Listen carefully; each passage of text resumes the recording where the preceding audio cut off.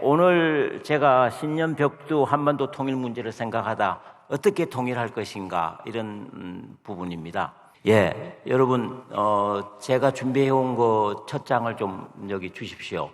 자, 제가 하는 일이 남북을 물류로 하나로 만드는 거예요. 여러분들은 기도로서 남북을 하나로 만들려고 하시죠. 저는 좀 실질적으로 물류를 가지고 한번 남북을 하나로 만들어보자 이렇게 하다 보니까 어차피 제 생각이 좀 더 실질적으로 북한하고 가까이 가려고 하는 그런 부분이 있습니다. 여러분 모두 한반도 통일을 원하시죠? 여기 그렇기 때문에 원료 평화통일기도회에 오셨고 또 한국교회 평화통일기도회라는 것이 있지 않습니까? 그렇죠? 통일 좋습니다.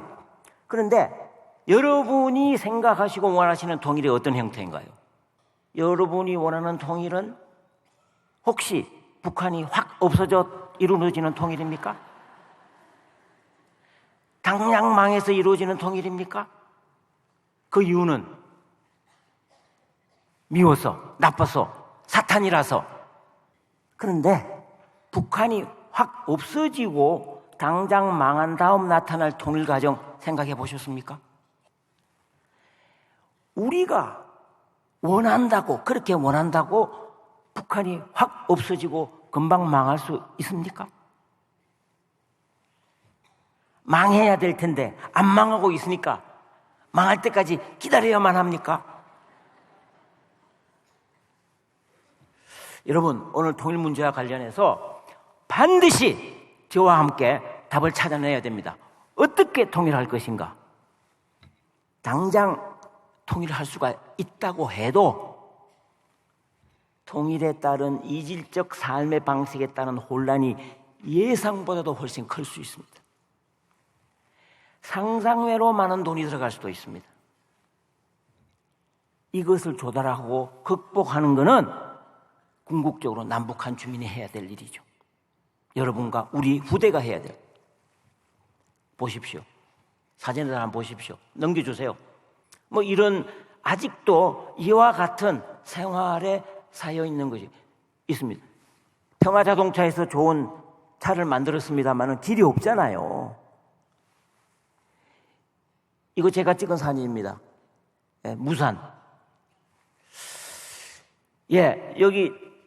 여기 멀리서 보면은 아파트 좀 괜찮은 거 있는 것 같죠? 그 뒤를 보면은 이렇습니다. 평양의 고려 호텔에서 올라가가지고 찍으면 저런 게 나옵니다. 주체사상탑. 근데 땡겨서 보면은 카메라 3배 줌으로 찍었습니다. 이렇게 씁니다. 자, 급작스런 통일에는 무엇보다도 당장 북한 주민을 본격적으로 살려낸 일부터 시작해야 되죠. 북한이 무너져 이루어지는 급진적인 통일을 하게 되면은 당장 북한 주민의 거의 모두가 우리말로 이야기하면 우리 사회의 기초수급자가 되죠. 못 사니까. 기초수급자 한 가구당 얼마 주신 줄 압니까? 100만 원 정도? 그러면 2,300만, 500만 가구라고 칩시다. 그러면 100만 원 곱하기 500만 해야 되겠죠. 1년이면은 12를 곱해야죠. 그 돈이 60조예요. 60조. 우리나라 국가 예산이 작년에 얼마인 줄 아십니까? 357조 원이에요. 그러면 16%의 세금을 더 걷어야 되죠. 그러나 취업하는 인구는 반 정도밖에 안 되죠. 그러면 지금보다 여러분 30%의 세금을 더 내야 됩니다. 기초수급자를 위해서. 그러나 도로 같은 건 어떻게 할 겁니까? 아무리 즉각적인 통일을 할 의지가 의지고 있고 여건이 된다고 해도 또 생각해야 될 점이 있습니다. 이 사진 한번 보실래요? 사진. 자, 김정일 돌아갔을 때, 죽었을 때 사람들이 웁니다. 이렇게 웁니다. 이렇게. 자, 이거 한번 보십시오. 선거의 날인데 모두 다 찬성 투표를 하자. 그리고 이걸 모르는 사람들은 저런 또라이 이렇게 하지 않겠습니까? 모두 다 찬성 투표하자. 그잖아요. 이런 이와 같은 그 사람들은 먼저 뽑기 전에 전부 다 검사를 다 하고 검증을 하고 마지막에 다시 한번 물어본다. 뭐 이렇게 되는 것이죠. 급진전 통일은 북한 주민의 생각을 빠르게 그리고 완전히 다르게 만드는 것을 강요하게 될 겁니다. 이 대목에서 제게 질문을 이렇게 하는 사람도 있죠. 북한이 무너지면은 원치 않아도 즉각적 급진전 통일을 해야 하지 않겠냐고. 독일이 그렇게 되지 않았느냐고 이야기합니다. 제가 독일에서 공부했잖아요. 그러니까 우리도 그에 대해서 통일 후를 준비해야 되지 않겠냐고. 그래 이야기하죠. 맞죠? 제가 생각하기에는 급진적 통일을 준비하는 것이 중요한 것이 아니라, 물론 중요할 수도 있죠. 그보다 더 중요한 것은 급진적 통일 형태가 아닌 형태의 통일을 우리가 준비해야 돼서 그 통일을 해서 통일 이후에 남북이 다 같이 편안하게 잘 살 수 있도록 하는 게 중요하지 않습니까? 자, 여러분들이 사례로 드는 통일. 동독이 망해서 이루어진 급진적인 통일이라고 생각하십니까? 자, 여러분 여기 보시면은 해바라기가 흐드러지게 피어 있습니다. 여기 앞에 보면 철조망이 있죠. 이게 어디를 가르느냐 하면은 헝가리와 오스트리아입니다. 1989년 6월 23일인가요? 3일에 헝가리의 수상 외상이 나와서 그 철조망을 끊었습니다. 자, 헝가리에서 오스트리아는 국경이 바로 접해 있어요. 오스트리아만 가면은 독일로는 금방 갈 수가 있죠. 그때 동독 사람들이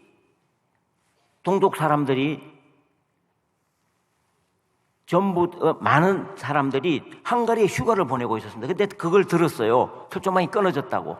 그러지 못한 사람은 그 전에 이런 베를린 장벽을 넘었죠. 그러다가 총에 맞아 죽은 사람, 지금 가면 저런 것을 보여줄 수 있습니다. 예, 넘기십시오. 다음. 자, 그때 1980년 6월에 그로바조프죠, 이 사람이 소련의 대통령이 무슨 이야기했죠? 여러분 들어보셨습니까? 페레스트로이카 글래스노스트, 개혁과 변화 이런 걸 이야기했습니다. 동독은 소련이 말이죠, 완전히 소련이 후견을 하는 국가였어요.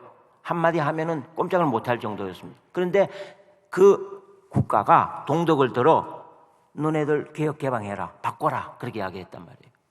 그러니까 여러분 여기 오늘 평화통일 기도회죠. 라입지에 있는 니콜라이 교회라고 있습니다. 니콜라이 교회가 있는데 여기서 월요일에 똑같이 오늘과 같이 월요일에 예배를 마치고 기도를 했습니다. 기도를 하고 난 다음에 사람들이 집에 돌아가지 않고 그리로 촛불을 행진을 하게 되었습니다. 그 인원이 계속해서 많아지게 되었습니다. 자, 여기는 드레스덴입니다. 그래서 계속해서 사람들이 계속 운집을 하면서 우리는 뭐를 바꿔야 되겠느냐, 어떻게 해야 될 것인가 하면서 논의를 하기 시작했죠. 물론 기도도 하고. 근데 그것이 점점 많아지면서 많은 군중들, 10만 군중이 니콜라이 교회를 중심으로 드레스덴, 라입지히에 모여들기 시작했습니다. 그 수가 나중에는 30만, 40만, 동베를린에 사람들이 전부 다 거리로 나오기 시작했습니다. 여행의 자유를 달라고 했습니다. 우리는 왜 서방 세계로 못 가느냐, 우리는 시민이다, 이렇게 요구를 하기 시작했죠. 그러면서 동독 주민이 끝까지 지켰던 약속이 있습니다. 뭔지 아십니까? 폭력은 절대로 안 된다. 그거를 끝까지 지켜냈습니다. 그러면서 혁명을 하기 시작했어요. 근데 이런 숫자가 엄청나게 많아지니까 여러분 시청 앞에서 5만 명이 와가지고 대한민국 따랐다 하는 거는 문제 없죠. 그러나 정부에 대놓고 바꿔라. 옛날에 쇠고기 파동 나오면서 이명박 대통령이 3번이나 미안하다, 잘못했다. 그래서 2번이나 그랬는가요? 3명의 장관의 목을 쳤어요. 동독도 마찬가지. 그렇게 하니까 1989년 11월 9일에 사포스키라는 사람이 나와서 기자회견을 했습니다. 여행의 자유를 드리겠다, 그렇게 이야기했죠. 근데 이분이 잠깐 실수를 했습니다. 여행의 제안을 했던 것을 푼다고 그랬는데 그렇게만 이야기를 하다가 바로 기자한테 질문을 받았습니다. 그러면 당신이 지금 하는 이야기가 언제부터 효율이 발생하느냐? 그렇게 하니까 그 다음 날로 하든지 뭐 열흘 후에 하든지 할 수가 있었겠죠. 실질적으로 그 다음 날이었죠. 근데 그 사람이 실수한 바람에 지금 당장부터야 이렇게 되는 거예요. 조포르트라는 이야기였어요. 그러니까 그 이야기를 듣고 있던 많은 동독 주민들이 브란덴부르크 문으로 치달았습니다. 그때 장벽이 무너져 버리게 된 것이죠. 예, 콜 수상입니다. 콜 수상이 그껏 폴란드에서도 돌아오고 그럼 어떻게 할 것인가 이 문제를 논의했죠. 피켓을 보면은 Wir sind ein Volk라는 데 있습니다. 그죠? 우리는 한 민족이야. 처음에는 우리는 시민이라고 그러다가 우리는 한 민족이라고 그랬단 말이에요. 그러면 통일을 원한다는 거죠. 그래서 콜 수상이 급기야 통일의 길로 들어서게 되었습니다. 이제 그걸 정리를 해보면은 자, 오스트리아 헝가리 국경 개방하고 동유럽 변화가 있고 동독의 시민혁명을 일으키면서 여행의 자유를 달라. 그리고 장벽이 붕괴되고 통일 요구를 하게 돼요. 우리는 한민족이다. 그러고 난 다음에 동서독 통일조약이 체결되었습니다. 엄청나게 빨리 되었죠. 자, 이거를 전부 다 더해보면은 헝가리 국경 개방이 이루어지고 난 다음에 정치 통합, 즉 국회의원을 뽑고 수상을 뽑는 것이 전체로 해서 1년 4개월밖에 안 되었습니다. 굉장히 급진적으로 이루어졌죠. 그런데 중요한 거는 화폐 경제 사회 통합이 정치 통합보다 먼저 이루어졌습니다. 그거 왜 그런 줄 아십니까? 1대1로 돈을 바꿔줄 테니까 너네들이 거기 머물러라. 동독 주민들이 들어오지 말고 서독으로. 그것 때문에 경제를 먼저 통합시켰습니다. 자, 여러분 여기 질문 하나 드릴게요. 동서독 통일을 이룩한 결정적인 주체는 누구십니까? 동독 주민이죠. 예, 동독 주민이 글이 나와서 혁명을 일으켰지 않습니까? 물론 gorbachov가 통일에 나서도록 한 것은 결정적으로 역할을 했습니다. 그러나 그 주체는 동독 주민이죠. 그래서 동독 주민이 모든 서독은 원래 점진적으로 하자 이랬습니다. 통일을. 그러나 그걸 거부했죠. 거부하고 바로 우리가 서독 체제로 들어갈 테니까 통일을 하자 이렇게 돼버린 거죠. 동독 주민은 왜 그와 같은 즉각적인 통일을 원했던 것입니까? 무엇이 동독 주민으로 하여금 서독체의 통일을 원하게 했을까요? 뻔하죠. 통일을 하면 잘 살 수 있다고 생각했기 때문에 그렇죠. 부유하고 건강한 민주사회에 대한 삶에 대한 욕망, 이것이 강했기 때문에 그랬습니다. 그러면 부유하고 건강한 삶에 대한 동독 주민의 욕망이 어떻게 일어나게 되었습니까? 아무것도 없는데 그 사람들 머리가 헷가닥해서 우린 통일하자 이렇게 되었겠습니까? 그전에 뭔가 있지 않았겠습니까? 교류협력이었죠. 서로 통하고 왔다 갔다 하고 그랬죠. 65세 이상 되면은 동독에서 바로 올 수 있었습니다. 동독에서 보내줬어요. 너희들은 여기 있으면 뭐하냐? 밥이나 축 내고 가라. 그렇게 해서 오기도 했죠. 이런 교회와 교회들이 만나고 매년 종교대회를 열었습니다. 지방자치단체에 자매결혼도 하고 동독 사람이 서독에 와가지고 얼마든지 서류를 뗄 수 있었습니다. 내가 뭐 했던가 그런 직업 이런 거 다 할 수 있었죠. 그런 교류가 있었단 말이에요. 이런 것들이 있었기 때문에 동독 사람들이 점진적 단계적 통일을 거부하고 서독 체제에 흡수가 되는 그런 통일을 원했던 것입니다. 서독이 원래 동독에 대해서 그런 교류 협력의 정책을 취하지는 않았습니다. 2차 세계대전이 끝나고 동독이 분단되면서 아주 강한 압박의 정책을 취했죠. 그러나 그것이 전부 다 계속해서 이질화시키고 남남이 되어버리고 이렇게 되었단 말이에요. 그래서 브란트라는 사람이 나와서 다시 정책을 바꿨습니다. 그걸 동방정책이라고 그러는데 그런 것들이 동독 사람의 의식을 변화시키고 개방을 시켰던 것이죠. 그리고 동서독 교류 협력을 더욱더 활성화시킨 것이에요. 동독 변화의 결정적인 요체, 제가 좀 농담 삼아도 이야기합니다만은 방송 매체, 동독 사람들 서독 텔레비를 언제든지 볼 수 있었습니다. 얼마든지. 그래서 잘 사는구나 알게 되었죠. 자, 그 다음에 동독 주민한테 된 서독 사람의 선물이 초콜릿가 엄청나게 많았습니다. 이 초콜릿라는 것이 달잖아요. 못 사는 나라가 많이 원하는 거예요. 이게 단 것이 사람의 마음을 뺏는 것이죠. 여러분 옛날 추석 때 옛날에 가장 좋은 선물이 뭐였습니까? 설탕 한 포대였지 않습니까? 그만큼 설탕이 우리한테 사람의 마음을 뺏는 것이죠. 자, 결론을 좀 지으면요, 동서독의 통일은 장기간 교류협력의 결과라는 거예요. 서독과의 교류협력이 부유하고 건강한 민주사회를 인식하고 서독 사회에 대한 동경을 이뤘죠. 중국 사람들이, 그렇죠, 연변에 있는 사람들이 남한을, 이 한국 사회를 동경하듯이, 그렇죠. 그래서 나중에는 급기야 서독 체제의 편입을 통한 통일을 요구하게 되었다는 것이죠. 자, 동서독 통일의 특징을 다시 한번 말씀드리면은 평화적으로, 자유민주주의적으로, 시장경제로, 여러분 이거보다 더 좋은 거 있습니까? 통일을 하는데? 여러분도 평화 통일을 하시려고 그러지 않습니까? 시간적으로는 급박하게 이루어졌죠. 저는 그랬습니다. 동독이 망해서 이루어진 통일이 아니라 동독 주민이 혁명을 통해서 동독 정권을 거부하고 스스로 서독 체제로 편입을 할 것을 원해서 이루어진 통일이란 말이에요. 이 얼마나 깨끗하고 좋은 통일입니까? 가장 중요한 교훈이 뭔지 아십니까? 교류협력 과정을 통해서 동독 주민의 마음을 샀던 거예요.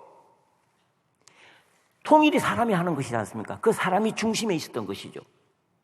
사람의 마음을 산다는 것은 이전의 동독이 없어지는 데 대한 동의를 얻는 거예요. 서독 체제를 수용하는 것에 대한 동의예요.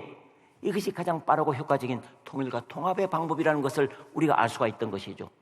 따라서 동서독 통일에서 볼 때 우리가 원하는 형태의 통일은 북한 주민이 그것도 원하고 받아들일 때, 그것을 행동으로 나타내 볼 때 가능하다는 겁니다.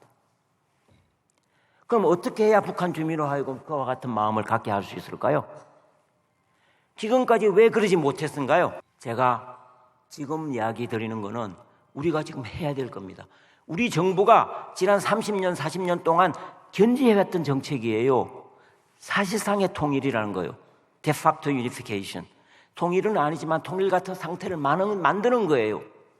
그게 뭔지 아십니까?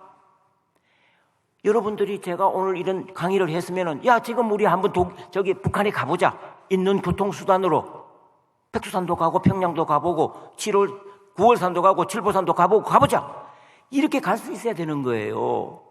언제든지 가고 싶을 때 가고 오고 싶을 때 오고. 그게 통일이에요. 그게 사실상의 통일이라는 거죠. 자유롭게 방문하고 여행하고 사업할 수 있는데, 이렇게만 된다면은 정치, 제도적인 통일은 언제든지 하면 되죠. 더 쉽죠. 안 그렇습니까?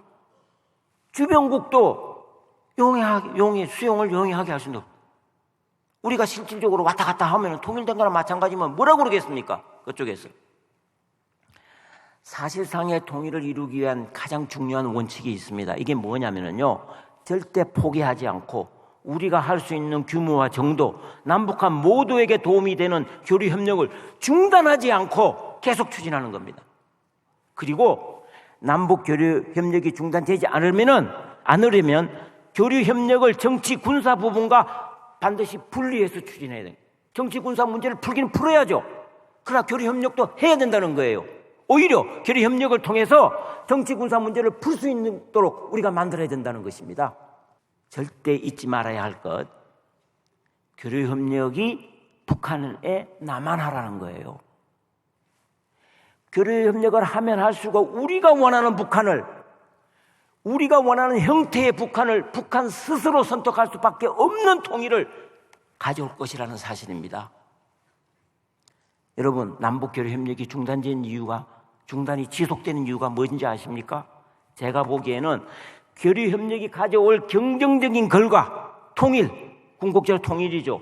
에 대한 확신이 없기 때문에 그런 거예요. 철학적 신념과 미래 비전, 신념, 이것이 없기 때문에 그런 거예요. 교류 협력을 하지 않으면은 북한과 갈라져 영원히 우리는 섬사람으로밖에 살 수가 없습니다. 우리 후대는 북방의 기상을 떨쳐보지 못하고 항상 쪼잔하고 우리끼리 치고받는 극심한 경쟁 속에서 살아갈 겁니다. 10년 후에도 지금 이대로 하면은 똑같은 일을 계속 반복하게 되는 것이죠. 서울 시내주 차 타고 가는 것은 그림의 떡이죠. 이런 시간, 서울 시내주 무궁화호로 13시 30분 4시간 소요, 이건 찾아볼 수가 없는 것이죠. 한반도를 통해서 시베리아를 통해서 유럽까지 가는 이것은 모두 상상 속에만 존재할 뿐이죠. 이리 후대에게 더 이상 죄를 지었어야 되겠습니까? 여러분, 통일 한국의 미래에 비전이 없는 불행불운의 시대에 저는 살고 있다고 생각합니다. 이제 마침표를 찍어야 합니다. 경청해 주셔서 감사합니다.